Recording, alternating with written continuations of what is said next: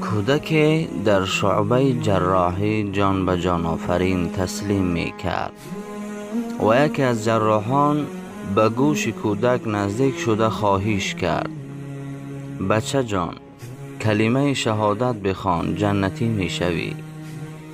پسر بچه سرش را جنبانید اما کلمه را به زبان نیاورد. جراح باز دویم باره سختتر به آهنگ تنبیه تکرار نمود: بچه‌ام، سخنم را رد نکن، کلمه را بگو. سخن آخرین کسی که لا اله الا الله باشد به او دوزخ حرام می گردد. کلمه را بگو پسرم. کودک خیلی از حال رفته بود و چشمانش آهسته محکم می شدند.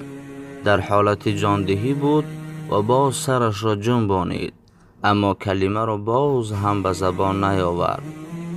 در این وقت جراح با سخن نرم سیوم باره از کودک التماس کلمه گفتن کرد: جان و جگرم باشی، بچه جان، کلمه به زبان آر، یکی دوزخی نگردی، بگو لا اله الا الله. کودک تمامی هستیش را جمع نموده کلمه را گفت: لا اله الا الله محمد رسول الله گفت. پس از این کودک آهسته جان به جان آفرین سپارید. کلمه گفتن جگربندش را شنیده مادرش فریاد زنان زار زار گریه کرد. جراح از مادر کودک پرسید: برای چی فرزندتان وقتی 2 مراتب مراجعت کردنم کلمه را به زبان نیاورد؟